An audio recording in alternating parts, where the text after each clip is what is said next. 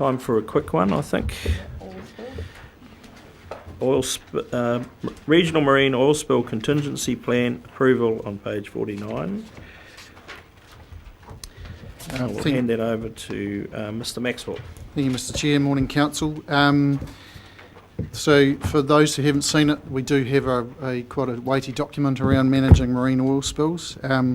I'd just like to acknowledge Lisa Pearce, who isn't at the meeting today, but she is largely the coordinator of the preparation of this material in association with Maritime New Zealand. Just to run you through quickly I guess the salient points of the paper. There are three tiers that oil spills covered. Tier 1 is effectively a spill that the spiller can contain and recover themselves.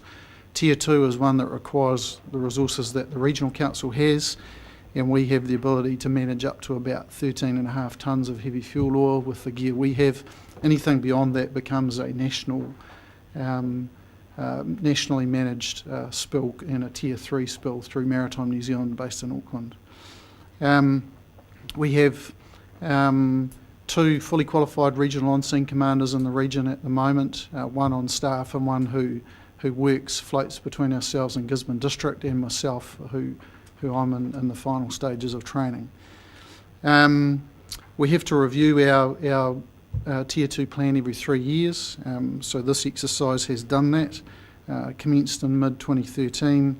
The document largely remains fundamentally the same as a result of that exercise, but has incorporated lessons we've learnt from exercises we conduct, particularly around the port and the inner harbour, which is typically where we conduct the exercises as we learn new things about how those events play out. We add them to the plan.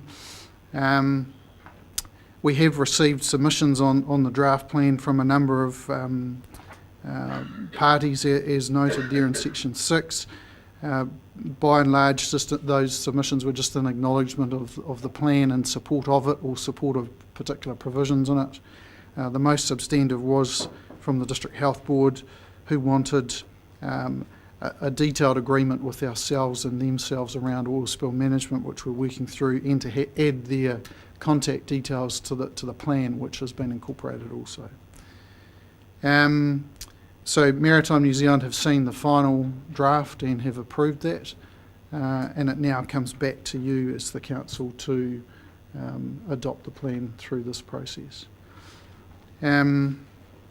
I guess the financial and resourcing implications are important to consider as well, that we do have, as I say, have sufficient training and equipment there for managing a Tier 2 spill. That equipment comes from Maritime New Zealand, so we store it on site down at the port, and that we have a delegated financial authority to the regional on-scene commander of up to $250,000 to manage the oil spills. The policy of the council is that's fully recoverable, any costs from the spiller.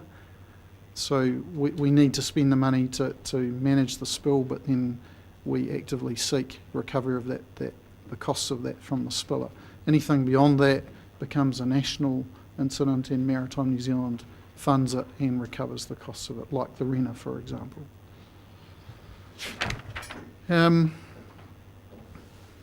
Yeah, look, I'm happy to leave it there and take questions. Okay, questions. Councillor Barker. I've got a number of questions. Subheading 5, could you please give me a brief outline of what were the exercises, how they were run? Second question is that under 6, what was the summary of the points made by Heritage New Zealand? Third question, 6.5, what was the summary of the points made by the Hawke's Bay District Health Board? And the fourth question is, with respect to the 250,000 and the recoverable, I know that it's recoverable by the spiller, which I thought was an odd word, but never mind.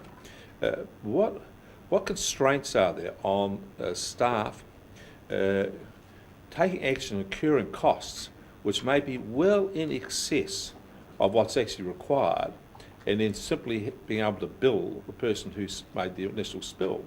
I mean, there has to be sort of a balance here. What is reasonable in the circumstance? Could someone decide that the spill is here and go for broke and call out pull all the stops, knowing that it's fully recoverable? So, is it challengeable? Is the question, I think. Sure. Where's the balance? Where's the audit in this? So those are my 4 questions. So perhaps you'll just have to take me back through those questions again. But the first one, as I recall, was what were the lessons learnt? What What were the Practical exercises. exercises. What are the So- exercises? so we- Just describe it for us. Yeah, so we'll run an exercise like the last one we conducted out of the Sports Fishing Club, where we had a scenario of an oil spill outside the inner harbour, incoming tide, bringing the oil back into the inner harbour. So we had to boom it off, recover the oil. Civil So- defence type exercise. Yeah, so you run through a theoretical scenario, you bring together the team, you practically work the exercise through on the ground, obviously without the pressure of a real event, but then come back, debrief it, and add to that, add to the plan anything Thank you learnt from that. That's what I want to hear. Okay. I want to be assured it wasn't just a desktop thing. No, it's an on the Good, ground, no, and it's we good. bring in No, all of the parties thank who are you. engaged. I'm happy. So question 2 was, Heritage New New Zealand. Zealand. So the summary of their submission would be to recognise historical sites, archaeological sites. So let's get them in the plan, and to make sure that, they effectively just noted, as I said, some of them just adding support to the plan, noted that cultural risks have been covered in sensitive areas and supported that approach. District Health Board. So again, their substantive issues were to have some formal agreement with us on how each party would behave around an oil spill, Thank you. and to have their contact details, which are the on-call health protection officer, added to the plan as part of the incident team. So That's we can positive. call them in if we need to. I didn't know they were expert in oil spills till today. Human health related. Yep, Yeah. got it. And look, we do that as a matter of course Sure. anyway. Third question, sorry, Fourth. My was... fourth question was about the expenditure. Oh, so regional on-scene commanders, you have to be formally appointed as a regional on-scene commander by Maritime New Zealand. Sure. So you have to go through a reasonably rigorous training regime. Oh, yeah. In a Tier 2 spill, you automatically notify Maritime New Zealand and the national on-scene commander, so they have a 24/7 national on-scene Sure. commander on call. They are advised and briefed on each step of the response, and at any time the national on-scene commander can come in and say that's too much. Ultimately, the regional on-scene commander has responsibility for managing the scene and the incident, and to recover the oil in the most practicable and effective way, without, as you describe, incurring costs over and beyond that which are required. The reality is, though, that there is a lot of decision-making made by the regional on-scene commander on the ground on the day, because it is very much time, place, circumstance. Sure. There is a financial delegation they can't exceed. We know that based on spills we've managed through the port, that the spiller, as we call them, doesn't necessarily just automatically take to writing out cheques for whatever the bill is. Sure. So we seek to do it in a quick, safe and effective way, but we don't call on the Navy to do it, type of thing, Thank you. I'm if assured that's by that. helpful. That's fine. Okay. Councillor Bevan, then Councillor Belford. Yeah, just a question on the $250,000 authority, Ian. So do you look at a spill, and if it's more than 250,000, what do you do? Because time is of the essence with these things. Yeah, so one of the first things you do when you get to an incident is you assess the type and the size of the spill. And you can very quickly estimate the quantity. And quantity is largely the thing that drives whether it escalates into a Tier 3 response. Or the roughness of the sea or something. Yeah, well, it's usually around the size of the spill and the ability for us, with the equipment we've got, to manage it, basically. Once we have an assessment of that, Maritime New Zealand are notified straight away. They're told of the spill, and then they're kept briefed all the time in terms of this is what we're discovering. The National On-Scene Commander will be monitoring that. At any point, he or she could say, well, hang on, this is too much, I'm coming down, it's under our jurisdiction, or they may control it from Auckland. So above 250, it goes to Maritime New Zealand. Goes to Maritime New Zealand, Okay. yeah. Councillor Belford.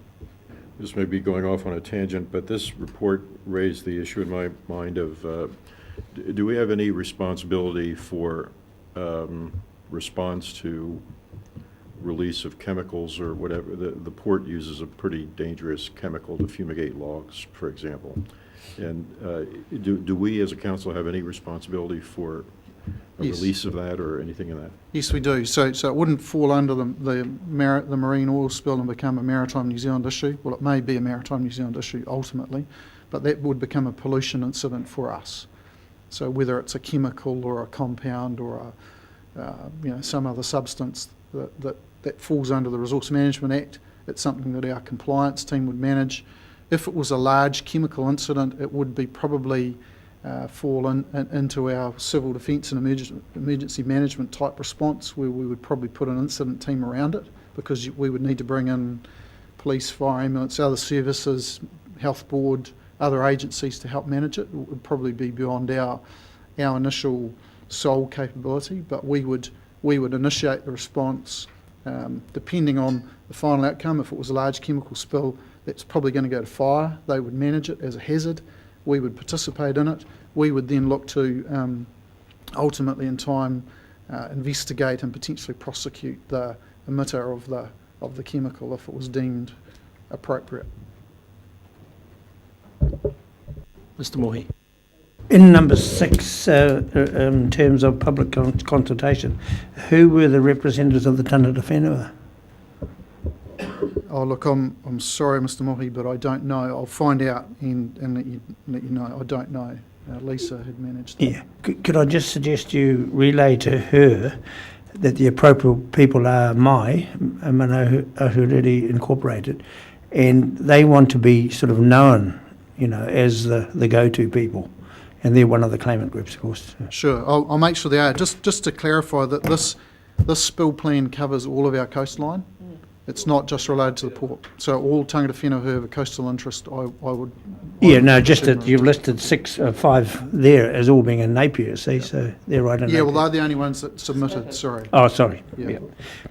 Whenua can be some Maori shuffling along the street with his jandals. So can some Pākehā. Councillor Pipe. Ian, training and exercises are all very well and good. Have you had to deal with any Tier 2 spills? And when was the last one? How many? Yes, we probably average one tier 2 spill a year. The last one we had was about 6 months ago in the port, where one of the large container cranes burst a hydraulic hose and released, from memory, about 3,500 litres of hydraulic oil in a port that we had to recover. Prior to that, there was a large diesel type fuel release in the inner harbour from a fishing vessel that sunk. That was quite a large exercise that involved not only our staff but the oiled wildlife response team, because that area is a significant area for penguin roosting. So, and there were a number of oiled birds recovered and taken to Massey as part of the exercise, or incident rather than exercise. So yeah, we do have them. The inner harbour seems to be the place they happen the most, because we have these fishing vessels that are aged and either sink and release fuel, or something happens and fuel's released. So we do, and that's why we focus our training in this area, because it's probably the most technically challenging area to get to, because of the size and shape of it, and the vessel movements, and the wildlife interests and recreation interests we have to sort of work around and manage for, compared with a large offshore spill onto the shoreline, which is kind of one place, one location. This could be multiple places and multiple locations you're trying to manage the spill to or from.